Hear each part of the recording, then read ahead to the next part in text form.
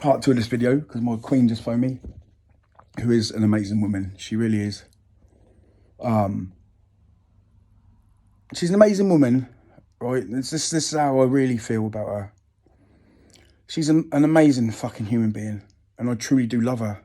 I really do. Like, I fucking never loved a partner in my life. I've never felt this way about anybody like I feel about her.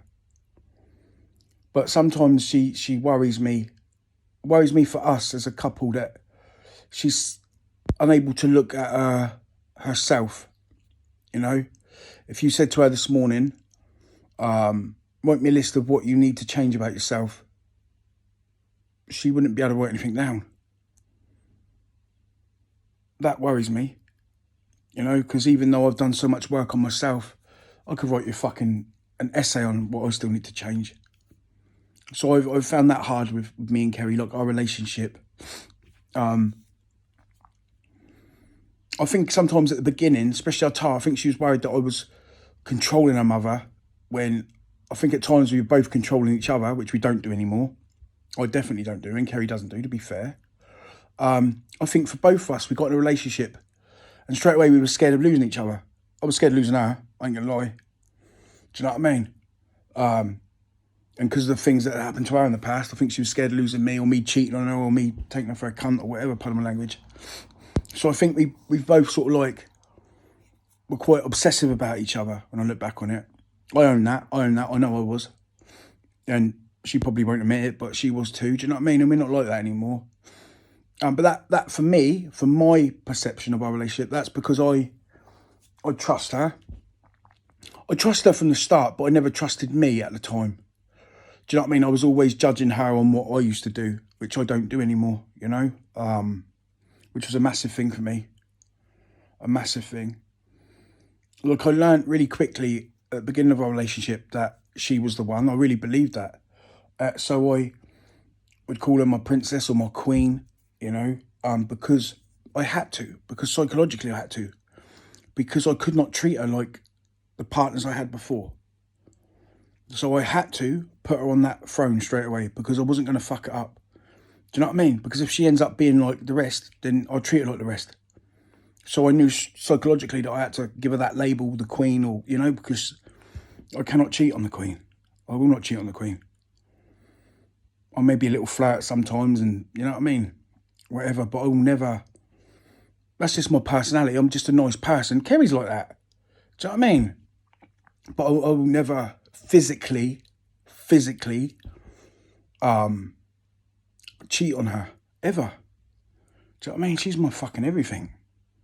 She really is, and I'm not stupid enough anymore to throw all this away, to throw my beautiful grandkids away, to throw my kids away, to throw, more importantly, to throw my queen away. I won't. It's not in me anymore to be that person. You know, when you're brought up around a bunch of womanising pricks, you end up a womanising prick, to be honest. And that's what happened to me. That's what happened to me. And the great thing about our relationship is Kerry's got me.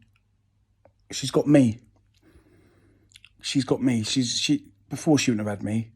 Like we was joking the other afternoon, we went to Nan's flat just to pick some stuff up for Nan. I'll show you the picture, and I remember having it done of all us grandkids.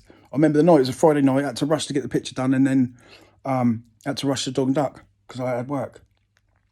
And I said to her, you'd fancy me, wouldn't you? Just give it the big one. And we're like, no, I wouldn't have.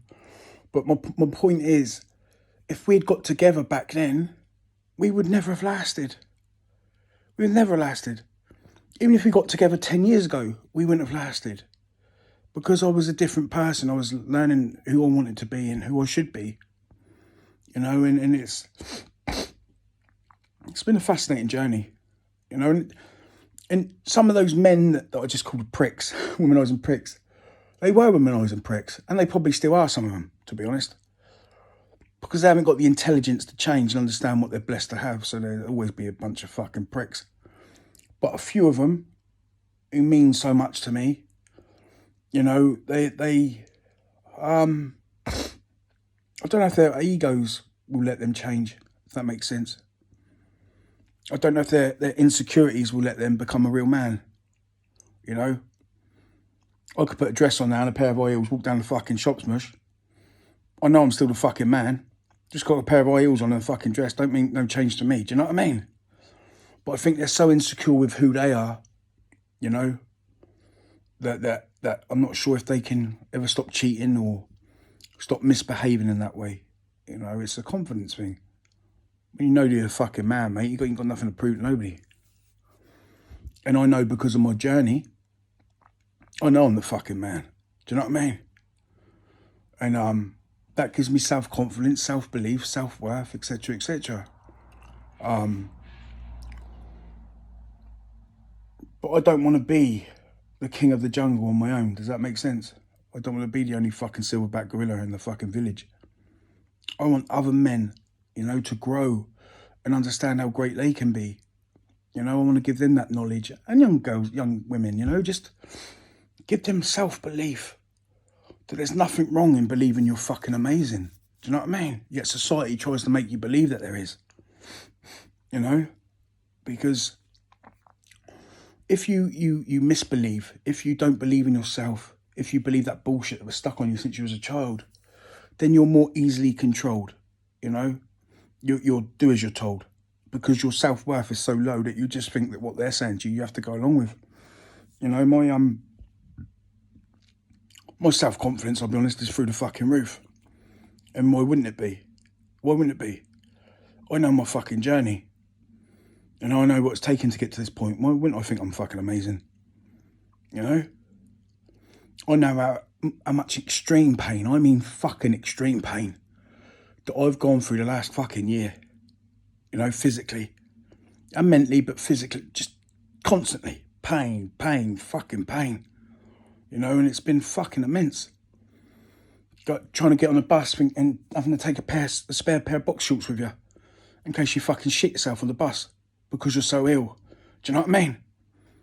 Having to get off halfway through your journey because you're going to shit yourself and you're embarrassed on the bus and you get off in Swaveling because there's a McDonald's there so you can use their toilet quickly and get on and finish your journey off without fucking, you know what I mean? I'm 40 fucking 8. It's been horrific. It's been horrific.